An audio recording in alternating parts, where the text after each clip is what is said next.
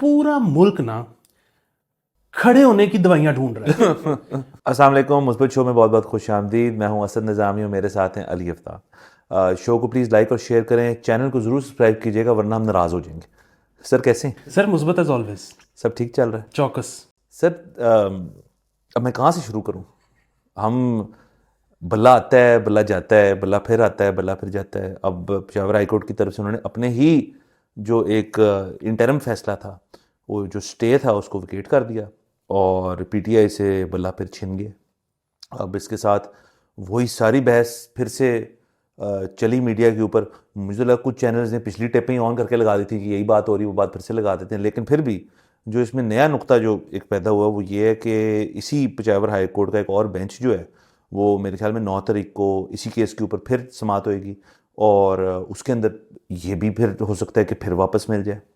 और उसके बाद अलबत्ता जो बैरिस्टर गौहर हैं उन्होंने पीटीआई के वाले से कहा है कि हम इस मौजू पे हम बहुत समझ आ जानी चाहिए सबको कि ईसीपी जो है कितना बायस्ड है और हम जो है अब सुप्रीम कोर्ट जा रहे हैं, नंबर 1।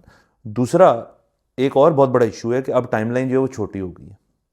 14 जनवरी अगर मैं गलत नहीं कह रहा आखिरी डेट है इंतखाबी निशान जो है डिस्ट्रीब्यूट होने का।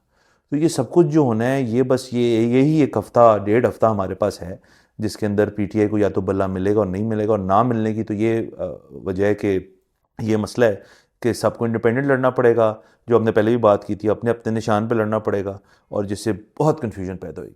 देखें, ये बात कि आज पेशावर हाई कोर्ट का ये फैसला आया, इससे आपकी कल वाला जो शो था उसका तो आपको जवाब मिल गया ना कि इलेक्शन हो रहे हैं। इलेक्शन हो रहे हैं। अगर इलेक्शन ना हो रहे होते तो ये टेंशन लेने की कोई ज़रूरत नहीं थी। दूसरी चीज़ ये है कि वही बड़ी बात कि जिस वक्त ये बहाल हुआ था बल्ला, तो इलेक्शन कमीशन ने तो बंद कर दिया था। तो उसके बाद 2 ही रास्ते थे कि हमें जो पता था कि इलेक्शन कमीशन अब क्या करेगा। एक तो ये कि वो सुप्रीम कोर्ट के पास जाएगा, वो तो अब उन्होंने पेशावर से करवा दिया, तो अब सुप्रीम कोर्ट पीटीआई जाएगी, वरना अदरवाइज तो ईसीपी ने जाना था। एक ये तरीका था कि सुप्रीम कोर्ट के पास जाती।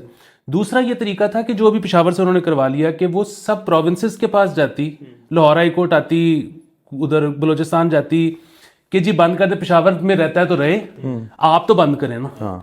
तो अब वो हुआ ये है कि इससे पहले कि वो लाहौर हाई कोर्ट आके पंजाब बंद करवाती, बल्ला खत्म करवाती पंजाब से, पेशावर नहीं बंद कर दिया। तो अब बेसिकली हो ही रहा है कि एक ये भी शायद इशारा है, मतलब अगेन अजम्पशन है, हमें पता कुछ नहीं, कि अगर पेशावर हाई कोर्ट ने कर दिया तो इसका मतलब लाहौर भी तैयार बैठा हुआ है, इसका मतलब है कोयटा भी तैयार बैठा हुआ है। तो अब पीटीआई बेसिकली सुप्रीम कोर्ट जाएगी और ball will be in Faez court. उन्होंने अगले दिन ही कह दिया कि जब ये हुआ सारा कुछ तो कि हम अगले दिन ही जा रहे हैं। और जाहिर है ये मेरे ख्याल में अगर काजी फैज़ा साहब की जितनी भी वो इस वक्त चैलेंजेस फेस किए उन्होंने ये उसमें सबसे बड़ा चैलेंज होगा उनका। और ये यहाँ पे उनकी सही हमें समझ आएगी कि जो एक एक्सपेक्टेशन थी पहले कि उसमें वो कितना को कर पाते हैं। अच्छा, लेकिन इसमें ना मेरा अपना ख्याल है कि पीटीआई जो है वो नहीं जीत पाएगी। उसकी वजह यह है कि मैंने थोड़ी हिस्ट्री में गया और मैंने समझने की कोशिश की ये हुआ क्यों। इलेक्शन कमीशन, और ये कहीं नहीं लिखा हुआ कि जो अपना पार्टी है, सिर्फ ये लिखा हुआ है कि पार्टी अपने मंशूर के तहत अपने इंट्रा पार्टी इलेक्शंस कराएगी हर पार्टी। और कोई पीटीआई की और बाकी दीगर जो पार्टी उनके को मुख्तलिफ नहीं हुए एक दूसरे से इलेक्शंस, वो एक ही तरह से हुए हैं। फ़र्क सिर्फ ये है कि ईसीपी से इनके इस पर यह भी कह सकते तबादला ख्याल बहुत ज़्यादा माजी में होता रहा है। जब उन्होंने कहा जी कि आप अपने इलेक्शन करा लें, हर 5 साल बाद कराने होते हैं, उन्होंने कहा जी हमने अपना इलेक्शन का जो मंशूर वो चेंज किया है तो हम उसके तहत कराना चाहते हैं। तो ईसीपी ने इसके अंदर उनसे काफ़ी टू एंड फ्रो कॉन्वर्सेशन हो चुकी है पहले ही। उसके बावजूद भी ईसीपी ने कुछ नुकायत पे कहा है कि आपके इंट्रा पार्टी जो इलेक्शंस हैं वो कलअदम है, वो गलत है, हम उनको नहीं मानते, इस वजह से ये सारा कुछ हो रहा है। या तो पीटीआई ने वो चीज़ें ठीक नहीं की और उनको पता है उस बात का, बिकॉज मैं यही बात मेंशन कर रहा हूँ कि ईसीपी से इन टच थे वो ये नहीं था कि इंडिपेंडेंटली ईसीपी देख रहे हैं और वो इलेक्शन करवा रहे हैं, उनको आपस में था कॉन्वर्सेशन थी। अगर तो और ये भी मुझे लगता है कि क्योंकि उनके पास टाइम था, उन्होंने बहुत जल्दबाजी में अपने इलेक्शंस कराए हैं। जब थोड़ा टाइम ले लेते, थोड़े बेहतर तरह करा लेते जो चीज़ें उनके जहन में थी।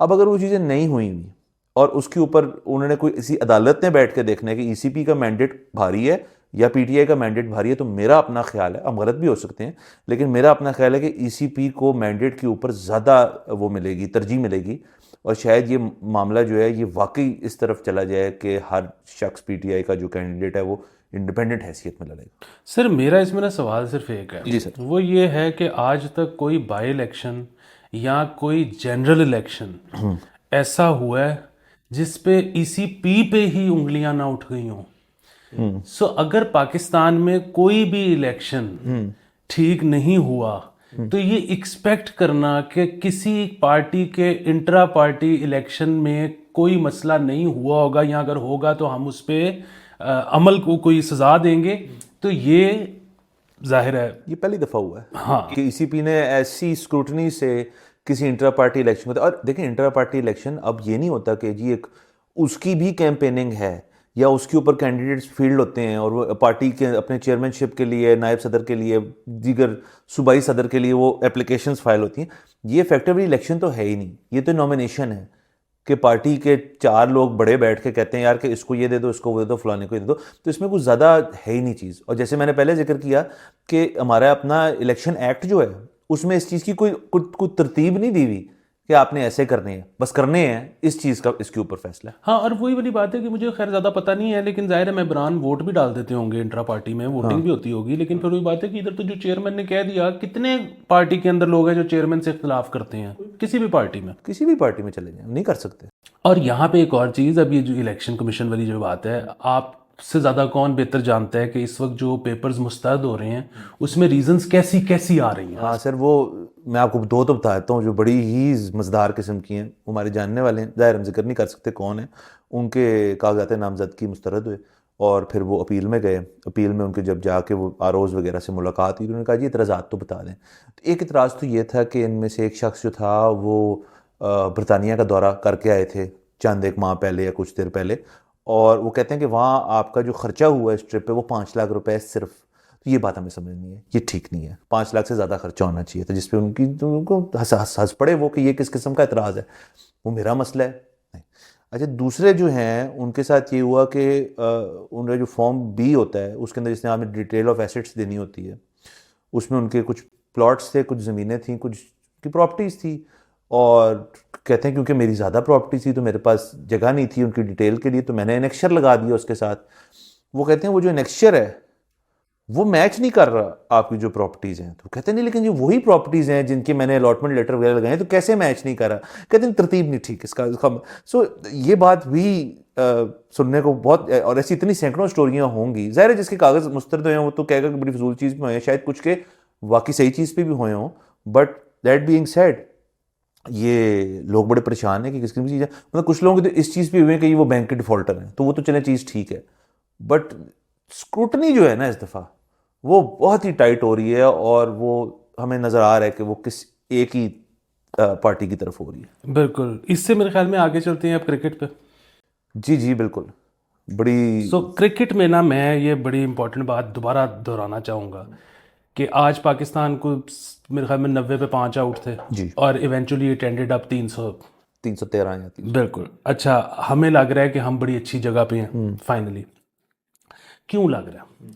पिछला मैच आपको याद है, हम मेरे ख्याल में चेज कर रहे थे और 80 रन रह गए थे। बिल्कुल, सब मैं ट्विटर पे यही देख रहा था कि सब कहते कि बस खड़े रहो खड़े रहो खड़े रहो। पता नहीं खड़े रह के क्या करना था। ये जो आज हमारे बेसिकली जमाल और दूसरे नंबर पे रिजवान, ठीक है, ये अगर खड़े रहते तो क्या होता। ये खड़े नहीं रहे, इन्होंने स्कोर किया है, मारा है, इन्होंने मारा है। बात ये है कि क्रिकेट एक स्पोर्ट है जिसमें जो टीम ज्यादा स्कोर करती है वो जीत जाती है। ये जो है ना कि खड़े रहो, पूरा मुल्क ना खड़े होने की दवाइयां ढूंढ रहा है। वो एक लतीफा भी है कि वो डॉक्टर के पास गया बंदा, तो उसने कहा कि अच्छा, डॉक्टर ने कहा कि आप कुछ ज्यादा ब्याह किए हैं। उसने कहा नहीं, एक भी नहीं। उसने कोई गर्लफ्रेंड, उसने कहा नहीं। तो उससे कहा अच्छा कोई वीकेंड पे कोई पेड पार्टी टाइप माहौल है, तो उसने कहा नहीं नहीं बिल्कुल भी नहीं। तो कहते फिर चाहिए क्यों? कच्चे में रौनक।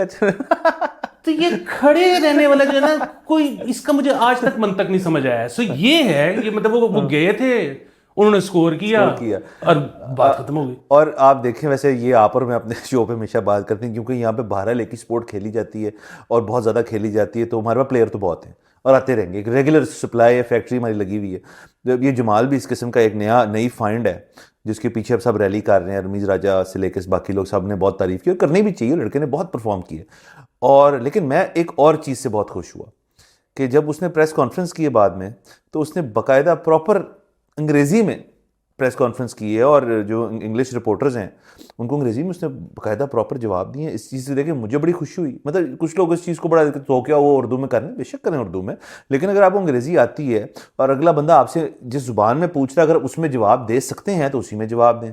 तो वो इतना कॉन्फिडेंट था और उसने प्रेस कॉन्फ्रेंस भी बड़ी अच्छी की। सर उसकी अंग्रेजी तो हमारे प्राइम मिनिस्टर से भी ज़्यादा अच्छी थी कि वो मुझे समझ आ रही थी, क्योंकि प्राइम मिनिस्टर तो वो क्या होता है, डिक्शनरी खा के आए हुए हैं ना, तो वो तो समझ नहीं आती वो क्या कह रहे हैं। लेकिन ये बात अच्छी है कि स्कोरिंग के ऊपर एक तवज्जो है। और मैं यकीन से कह सकता हूँ कि ये जो सारे स्कोरिंग था ना, पीछे से मोहम्मद हफीज़ या बाकी जो कोचिंग स्टाफ वो नहीं कह रहे होंगे मारो मारो मारो, वो कह रहे होंगे सुकून करो। ये बॉयज़ ने खुद डिसीजन लिया। देखें जब पिच पे कोई बंदा उतर जाए, फिर वो है और आगे जो बॉलर है वो है, उन्होंने कहा यार हम तो मारने आए हैं और हम मारेंगे। देखें एंड में रिजल्ट अच्छा है। अब इस टेस्ट मैच में बड़ा अच्छा चांस मिल गया कि हम यहाँ कुछ करें, तो ये तो बहुत मुस्बत बात है रिगार्डलेस ऑफ एवरीथिंग। तो आपने अब जिक्र चूंकि कर ही दिए काकड़ साहब का, तो उनके ऊपर भी बात कर लेते हैं। उनकी एक वीडियो बड़ी वायरल हुई है जिसमें वो कुछ अवाम के सवाल हैं उनके जवाब दे रहे हैं, क्यूट बन रहे हैं और वो सवाल भी बड़े मतलब उस किस्म के थे, डेंजरस नौयत के थे। लेकिन मेरे तो ख्याल में उन्होंने अच्छी तरह हैंडल कर लिया। जिस चीज़ का उनको नहीं पता था उन्होंने कहा मुझे नहीं पता, और जिस चीज़ का उनको पता था उन्होंने डिक्शनरी जो है वो सारी बाहर निकाल दी। हाँ, उसमें ये देखें कि डॉक्टर लव क्योंकि पिछले कुछ अरसे से नहीं हो रहा, सर मिस करते हैं, तो प्राइम मिनिस्टर ने जिम्मेदारी निभाई और खिलापुर कर दिया। वाह। और पिंक टाई वो पहन के आए हुए थे। तो सर ये देखें कि मतलब हमारे जो प्राइम मिनिस्टर हैं उन्होंने मुल्क भी संभाला हुआ है, रिलेशनशिप इश्यूज भी संभाले हुए हैं। वो मतलब ना हर चीज पे उनकी गिरफ्त है, हर चीज में गिरफ्त है। और सर ये एक और देखिए, आपने शुरू में बात की ना कि हमारे पिछले एपिसोड का आपको जवाब मिल गया है। मेरे तो ख्याल में ये प्राइम मिनिस्टर साहब का जो ये इंटरव्यू या जो भी था, ये उससे बरक्स है कि वो शायद इलेक्शन नहीं हो रहे और वो रहने को आ रहे हैं, इसलिए वो अपना दायरा जो है एडवाइस का और गवर्नेंस का वो बढ़ा रहे हैं। सर मेरा तो ख्याल है कि वो आए हैं कि देखें इलेक्शन हो रहे हैं तो प्राइम मिनिस्टर से शायद आप मुझे दोबारा ना लें कभी, लेकिन रिलेशनशिप एडवाइसेस के लिए मैं हमेशा, यानी कि वो अपना सीवी में फैलाव ला रहे हैं। वाह, कितनी बड़ी बात है। चलें सारी देखें ना, आज हमें कहना ही नहीं पड़ा कि मुस्बत पहलू निकालें, हर चीज ही मुस्बत थी। क्या कहने, पहली वाली शायद इतनी मुस्बत नहीं थी, लेकिन उसके अंदर वो मुस्बत ही है, वो मुस्बत ही है। प्रोसेस चल रहा है ना, प्रोसेस चलना, हम प्रोसेस के साथ है। बिल्कुल। देखिए वो सुप्रीम कोर्ट में जाएगा मामला, या सुप्रीम कोर्ट या तो ठीक फैसला करेगी, जो भी ठीक फैसला है, और अगर गलत फैसला करेगी तो सुप्रीम कोर्ट एक्सपोज हो जाएगी। तो क्या हुआ, दोनों उसमें मुमकिनात में पॉजिटिव। इसी पॉजिटिव नोट पे आपसे इजाजत लेते हैं। अगले एपिसोड में फिर मुलाकात होगी। खुदा हाफिज।